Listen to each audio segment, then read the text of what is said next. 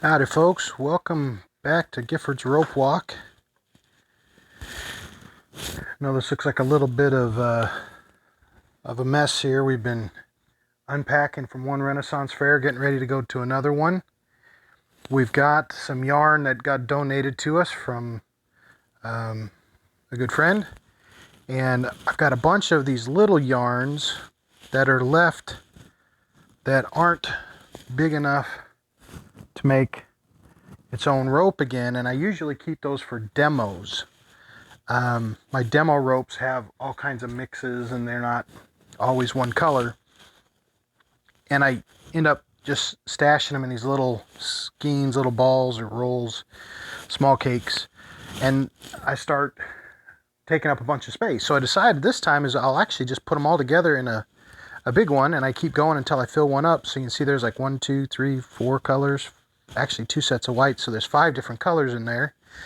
And I decided to go with kind of a lighter color and then a darker color. So this one here, you can see I've got 1, 2, 3, 4, 5 different colors, but that way I don't have to keep going to different yarns and tie the remainders off. So I just went ahead and put it.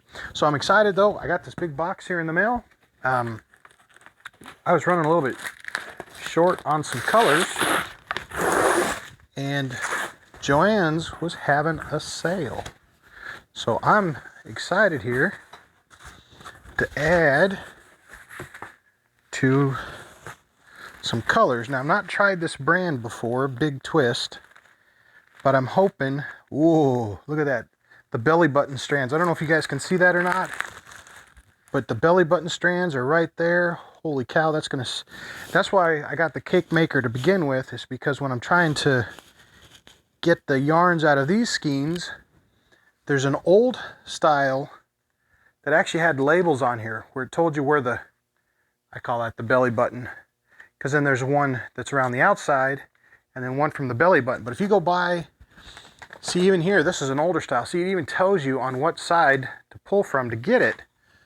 But if you go buy a newer one nowadays, there's no label that tells you where it's at. And you think that's it, but when you pull it out, that's the outside. Now, I don't have the belly button yarn. And sometimes I got to reach in there and just kind of pull out a clump and try to get it. Maybe I'm not reading something somewhere, or maybe that was in there holding it or something.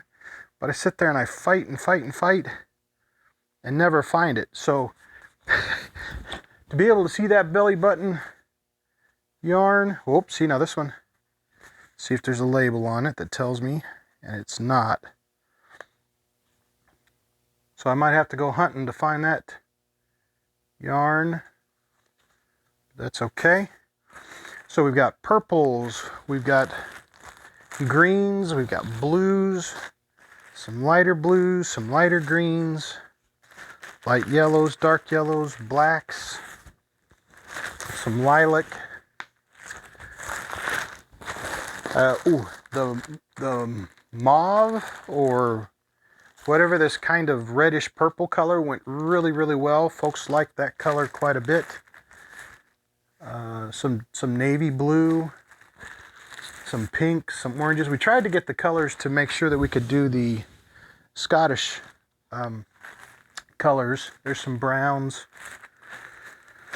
So I don't know if you guys know what I'm going to be doing for a while, but we did a lot of blacksmithing and got these troll crosses ready, going through our inventory, and right now I'm just caking up some yarns. So just for a giggle here, we set that box aside here, and oh, that's smooth. That's going to be pleasant, I believe. So we just set this guy up like such. I always back fold my yarn there a little bit. Okay, usually it takes just a little bit to get that tension out. That's nice and smooth already. The skeins I get at Walmart are typically 7 ounces, or the big ones are 10 to 14. So that guy there's 14 ounces. These ones from Joann are 6, I believe. But that shouldn't be too big of a difference because the length is still about the same. So these might just be a little bit lighter on the thickness of them. But that is coming out really nice. I tell you, I could do this all day here, just very well. I say that. After about 20 minutes, my arm starts hurting. So I have to take a little break and stack them up. But going through and getting them all ready for this weekend, we're going to head up to Jonesboro for the Red Wolf Festival. And then we've got 2-week break, and then we're going to head down to Hot Springs for their Renaissance Festival. So we've got 2 more festivals here in the next couple weeks. We're excited about those. Those ones are at the fairgrounds. So it's going to be different for us. We haven't done this just yet because it's going to be a pop-up Renaissance fair where I've got a pavilion that's tan, that's a hexagon. So hopefully that'll give a little bit more pleasing to the eyes for the era. It's got little pointed sections rather than it just being flat, so it gives kind of a castle-esque kind of look to it. Well, that's going pretty smooth here. No hiccups just yet. Trying to go at a smooth pace. Sometimes if I get too excited, it'll pull out more yarn than needs to, and I'll flip it in a little knot. So I got to use my hand here just to give it a nice constant tension, just to let it run through.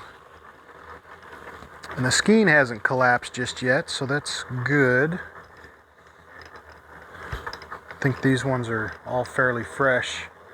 And that's filling up pretty good. I marked a blue line on the plastic spinner here for when I'm doing a big one. I even got a little postage weigh scale from the Pinewood Derby days. I'll weigh out those big 10 ounces or 14 ounces and try to weigh out a 7. I was trying to just guess, and I'd end up with one really big cake and then one medium cake. So it's like I just weigh it out, and they actually come out pretty darn close. All right, so I'm getting right here to the end. That's kind of where it got pulled inside out. But we just floof that down a little bit here, and it'll just come right apart.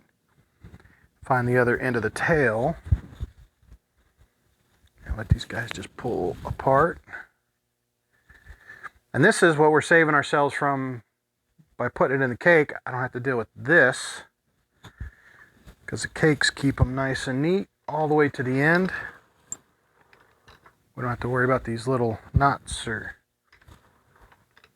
they don't collapse. Just like you see here, as you're using them, they collapse inward, which allows the yarn to come out really smooth still. At the Renaissance fairs, we are able to use it all the way to the very end. We don't have to worry about these silly little knots popping in and bugging us. All right, so here we go. We're right at the end. I'm going to take this little tail here, flip it under just a couple of those outer rings. Then I always got to pull this top part out just a little bit. And right there is a beautiful cake. Ta-da! Kind of reminds me of a pineapple. When I do the yellow ones, this just texture and design looks pretty neat. So I'm excited. Wanted to show you guys my the yarn box just got in the mail, and we'll be doing a bunch of these skeins, and we'll be out at the Renaissance Festival at Jonesboro this weekend, and in the first week in November, 2nd and 3rd, we'll be in Hot Springs. So if you're able to make it out, come on out. We'll be glad to see you guys out there, and hope you guys all have a great day. All right.